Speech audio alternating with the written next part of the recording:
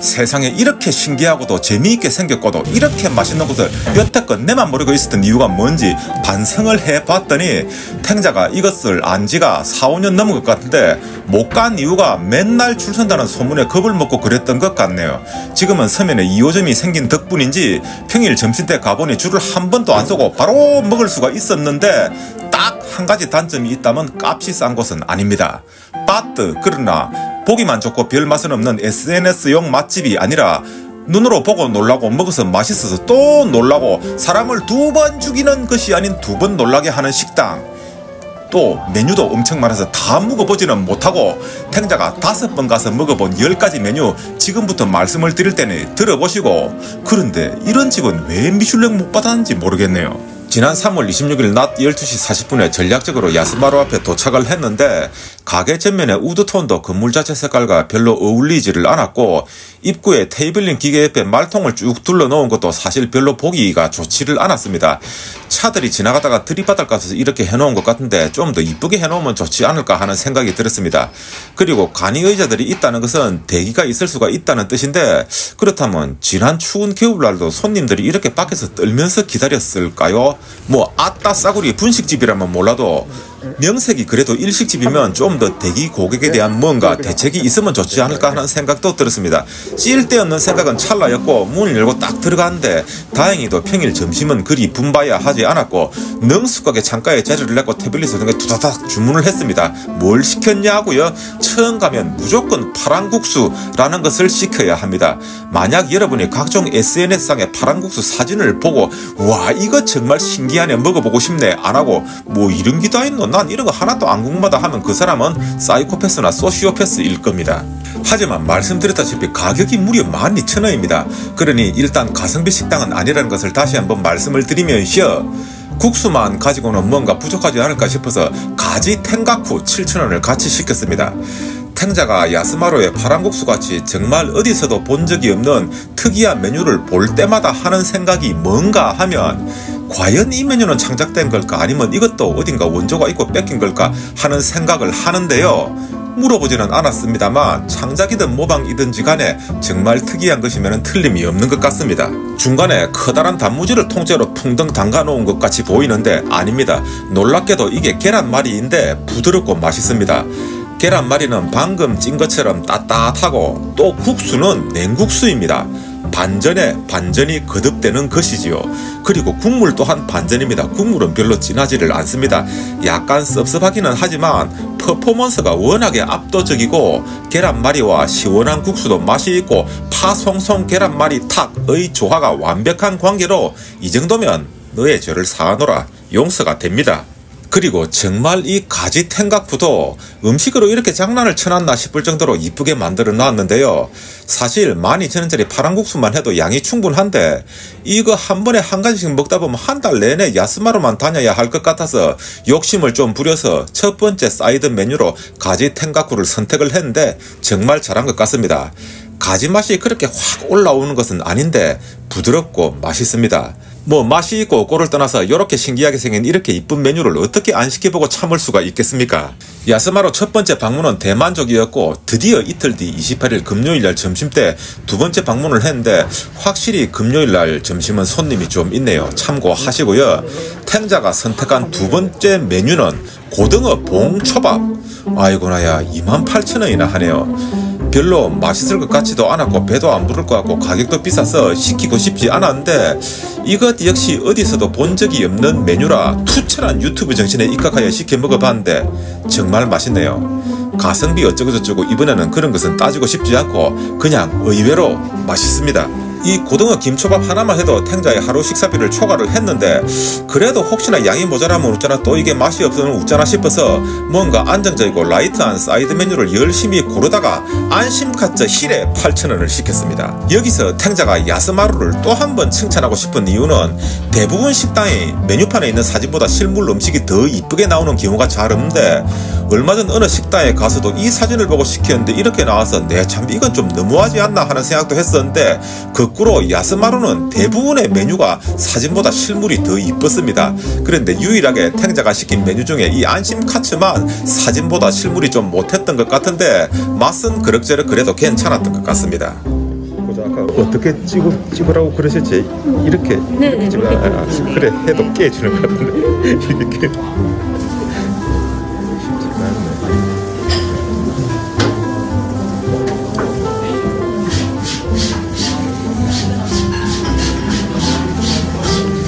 고등어 봉초밥의 단점은 비싸다는 것과 이렇게 jet가스로 잘 안 집힌다는 것입니다. 이거 뭐 탱자 예전에는 젓가락질에 좀 자신이 있었는데 요새는 나이가 들어서 그런지 손하고 힘이 없어서 이것도 잘 안 되네요. 나들면 여러모로 서럽다고 봐야 되겠지요. 이렇게 야스마로의 두 번째 식사도 또 기대 이상으로 맛있어 놓으니 이것도 메뉴마다 다 먹어봐야 되는 것 아닌가 하는 압박감에 일요일 점심때 가려고 네이버 검색을 해보니 딱 휴무네요. 그래서 숨겨둔 비장의 무기 바로 옆에 복동이네 오지상에 8가지 메뉴 중 아직 안 먹고 남겨둔 메뉴 중 하나 신짱 라멘을 먹으러 갔습니다. 이야, 역시 복도인의 오지상 최고인 것 같습니다. 정말 먹음직스럽지 않나요? 탱자가 다른 건 기억 안 나도 5년 전 전포동 놀이터 시장에 있었을 때 그때 주력 메뉴가 신짱 라면이었던 것 같은데요. 마치 몇 번을 삶아서 좀 농축된 것 같은 소고기 국물 같은 발그스림한 기름기 있는 국물과 아주 맛있는 된장 양념을 한 움큼 올려놓은 것 같은 것도 정말 먹음직스러워 보입니다. 진한 니보시 시오와 진한 니보시 쇼유 라면과 함께 복도인의 오지상의 대표 메뉴 빅스리라고 말해도 될 것 같습니다. 예전에는 탱자가 차슈 추가, 계란 추가해서 산더미처럼 올려진 것을 먹는 것을 좋아했는데 요즘은 그냥 웬만하면 라면은 기본으로 시키려고 합니다. 약간 아쉽게 먹어야 다음에 또 먹고 싶어지더라고요. 그리고 면을 다 먹고 국물만 남겨놓으니 국물이 더 맛있어 보이지 않나요? 여기다가 그대로 공깃밥을 한 그릇 풍덩 던져 넣어서 정말 이보다 더 행복한 순간이 있겠습니까?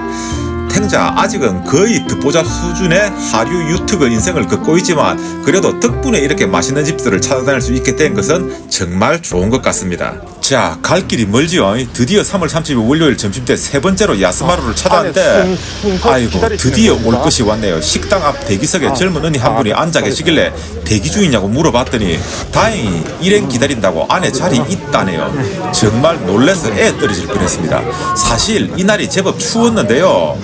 밖에서 언니가 오돌도돌 떨면서 기다리고 있었습니다.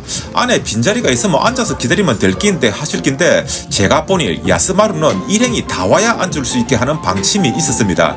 뭐 이해는 하는데 마침 젊은 언니가 밖이 너무 추운데 안에서 좀 기다리면 안 되냐고 하소연을 하는데도 안 된다고 하길래 이 정도면 유두리를 좀 뒀으면 싶은데 안타까웠습니다. 뭐 식당이 잘못하고 있다는 게 아니라 탱자의 개인적인 생각입니다. 우쨌거나 저쨌거나 탱자가 오늘 시킨 메뉴는 메인 메뉴 햇빛덮밥 13,000원과 사이드 메뉴 고등어 김초밥 11,000원입니다. 뭐 가격적으로 보면 거의 배나 배꼽이나 거의 같은 아주 부르주아틱한 설정인데요. 어떻습니까? 긴가민가 하면서 시켰는데 맛있었을까요? 맛없었을까요? 탱자가 긴가민가 했던 이유는 햇빛덮밥도 고등어 초밥도 메뉴판상의 사진으로는 그렇게 맛있어 보이지 않아서 그랬는데 실제 눈앞에 딱 음식을 받고 보니 맛이 없을 수가 없는 비주얼이었습니다. 고등어 김초밥도 정말 신선하면서도 새콤하고 맛있었고 햇빛덮밥도 시키면서까지 이걸 왜 이름을 뜬금없이 햇빛덮밥이라고 했지 하고 눈치 없이 굴었는데 눈앞에 직접 보니 이게 모양이 햇빛 모양이라고 햇빛덮밥이라고 했었던 것이네요. 세상에 탱자 이래 눈치가 없습니다. 그리고 햇빛덮밥 아래 깔린 거대한 고기 덩어리를 꺼내보는데 우와 이거를 본 순간 불현듯 얼마 전에 먹었던 그 뭐였지에 그래 융캉찌에의 돼지고기 덮밥이 생각이 나는데요. 신기하게도 가격도 똑같이 13,000원이네요. 솔직히 이 햇빛덮밥하고 비교하면 융캉찌의 돼지고기 덮밥은 음식도 아닙니다. 여러분은 똑같은 가격으로 둘 중 하나 먹으라면 어느 거 먹겠습니까? 당연히 햇빛덮밥 아닌가요? 저만 그런가요? 정말 고기도 솜사탕처럼 부드럽고 맛있었습니다. 제가 좀 거칠게 표현을 했는데 융캉찌의 돼지고기 덮밥에 돼지고기를 먹을 때는 비계 부위는 부드러웠는데 살코기 부위가 좀 타박하고 질겨서 원래 이런 건가 했는데 야스마루 쇼쿠도의 햇빛덮밥 안에 든 돼지고기는 살코기까지 입에 살살 녹았습니다. 그리고 튀김도 짭짤하게 간이 되어 있어서 맛있고 별로 느끼하지도 않았고 아래 깔린 밥도 양파와 비벼 먹으니 간도 딱 맞고 다음에 오면 굳이 비싼 사이드 메뉴 없이도 햇빛덮밥 하나만 해도 충분할 것 같습니다. 자, 이제 4월 1일 수요일 12시 40분 야스마루를 4번째 방문했습니다. 여러분 같으면 이제 뭘 시켜보고 싶으십니까? 탱자는 소고기 적 된장구이 24,000원을 메인으로 시키고 사이드를 15,000원짜리 참치 김초밥으로 시켰습니다. 뭐 연일 화려한 점심 식사를 하고 있는데요. 처음에는 메뉴마다 비싸다는 생각에 손가락에서 발가락까지 바들바들 떨어가면서 주문을 하다가 이제는 뭐 내성이 생겨서 그런지 또 금방 가격에 적응이 된 것 같습니다. 오른쪽 창가 자리에 앉으면 셰프 형아들이 김밥 돌돌 마는 장면과 칼질하는 장면을 구경할 수가 있고요. 구경을 하다 보면 소고기 적 된장구이가 나오는데 역시 이것도 비주얼이 장난 아닙니다. 고기가 조금 질기긴 했지만 맛있었고 아래에 된장이 깔려 있습니다. 그러니 주인공이 소고기가 아니고 된장인 셈이죠.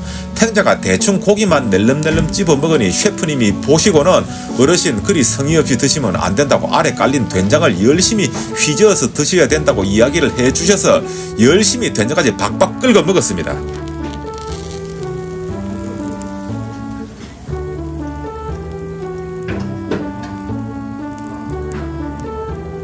그리고 같이 시킨 사이드 메뉴 참치 김초밥이 나왔는데요. 고등어 봉초밥도 그렇고 고등어 김초밥도 그렇고 참치 김초밥도 그렇고 일반 김밥과는 개념이 틀립니다. 일단 눈이 즐겁고 맛이 깔끔하고 상큼합니다. 그리고 반찬으로 파김치 같은 것을 주는데 정말 식감도 좋고 맛있습니다. 탱자 잔반윤리 심의규정을 준수하기 위해서 반찬 리필을 하지 않기 위해 부단한 노력을 합니다. 그래서 5번 야스마루를 가는 동안 한 번도 반찬 리필을 안 했는데 여러분은 가시면 이 파김치 10번 정도 리필해 드셔도 좋을 것 같습니다. 정말 맛있었습니다. 자, 6달에 15,000원짜리 참치 김초밥을 보고 계십니다. 어떻습니까? 아주 이쁘고 고급스러워 보이고 먹으면 건강도 좋아질 것 같고 다 좋은데 뭐 이것만 먹어서 식사가 되려면 4접시 정도는 시켜야 될 것 같지 않나요? 한 토막이 2,500원 되시겠습니다. 탱자가 원래 프롤박테리아식 가성비를 추구를 해왔는데 우찌 하다보니 이번 이야기는 제법 부르주아지 틱 해져버렸는데 널리 양해를 해주시기 바랍니다. 이거 양이 많아서 다 묶었나 했는데 마파람에 개눈 감추듯이 초밥이 사라지고 이거 집 같으면 막 쇠 숟가락 달라 그래하고 냄비에 구멍 날 때까지 박박 끓여 먹고 싶은데 아쉽네요. 자, 이제 드디어 마지막 야스무로 5번째 방문은 또다시 금요일 점심시간인데요. 세상에 이날은 점심시간인데도 탱자가 조금만 더 늦게 왔으면 밖에 앉아서 기다릴 뻔했네요. 이렇게 와서 무리하게 2가지씩 시켜 먹어도 야스마루 쇼쿠도는 아직도 못 먹어봤고 또 먹어보고 싶은 메뉴가 많이 남아 있었습니다. 다양한 메뉴가 있고 또 다양한 메뉴가 모두 다 맛이 있고 먹어보고 쉽게 만들어 놓았다는 게 장점인 것 같은데요. 탱자가 오늘은 면을 먹을까 밥을 먹을까 고민을 하다가 결국은 밥을 택했습니다. 메뉴판 맨 마지막에 있는 참돈 솥밥 33,000원을 시키고 또 혹시 양이 작을까 봐서 새우 표고버섯 튀김 11,000원짜리를 주문을 했는데 이 5번째 날 역시 모든 게 탱자의 예상과는 전혀 다르게 진행이 되었는데요. 참돈 솥밥이란 게 진짜 밥을 하는 거라 30분을 기다려야 된답니다. 미리 알았으면 이런 거 안 시켰을 텐데 이미 시켜버렸네요. 참 난감한 게 밖에는 단체 손님들이 자리가 없어서 들어오지 못하고 기다리고 있는데 탱자 혼자 식당 안에서 30분을 앉아 있었습니다. 뭐 남는 게 시간이고 일단은 오늘이 마지막 날이니 즐겁게 기다려서 드디어 솥밥이 나왔는데요. 세상에 내 대갈통만한 요강단지 같은 솥을 떡 보여주시더니 이걸 막 주고 알아서 묵으라 하는 게 아니고 가져가시더니 다시 비벼주시는 기라요. 뭐 그래 그건 그걸 다 치고 한 그릇 잘 묵고 요강단지 안에 밥이 좀 남은 것 같아서 들여다봤더니 좀 남은 정도가 아니라 밥이 2그릇이 더 남아있네요. 이거 뭐 알아야 면장을 해먹지.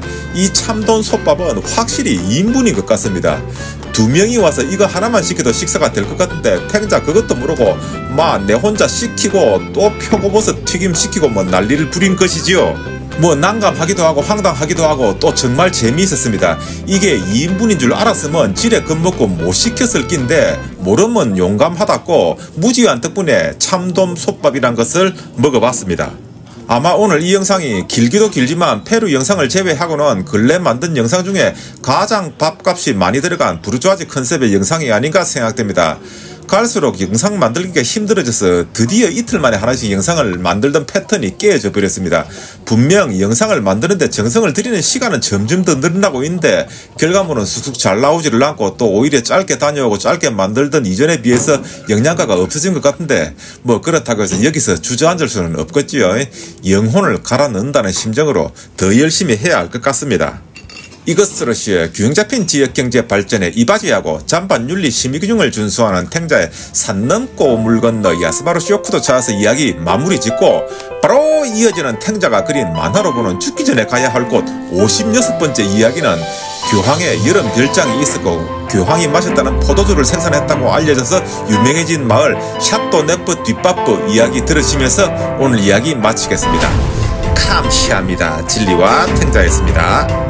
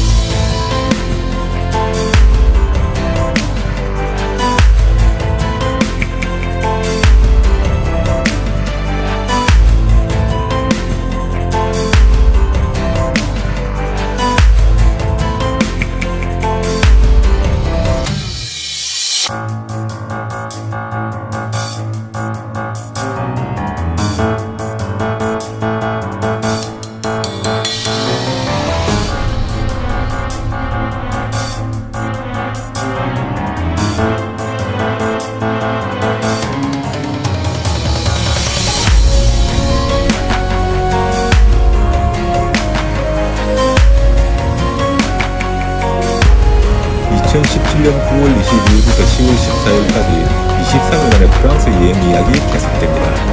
지난 주기부터 말씀을 드리자면 9월 22일 부산, 인천, 독일 프랑크푸르트를 거쳐 스트라스부르에서 여행을 시작해서 리보빌레, 흉미르, 리크위르, 콜마르, 안시, 샤모니를 지나 26일 생백지게리의 어린 왕자의 고향 리옹에서 2박을 했는데 탱자는 육자밀인지 리옹은 크게 인상적인 기억이 없었습니다. 마침 식사한 식당도 별로 맛이 없었고 말입니다. 그 정도로 탱자가 유일하게 리옹에서 동영상을 찍은 것이 어린 왕자 굿즈를 파는 하일론이라는 가게인데 이거 서울에 들어왔다가 망해서 없어졌다지요. 그래서 리옹은 건너뛰고 오늘 보여드릴 죽기 전에 가야 할 곳 56번째는 리옹을 떠나 교황청이 있었던 아비뇽 가는 길에 정말 잠시 들린 샤또네프 뒷파프라는 어렵고도 이쁜 이름의 마을입니다. 그런데 가는 길에 과속단속을 당해서 현금을 빼앗겼습니다.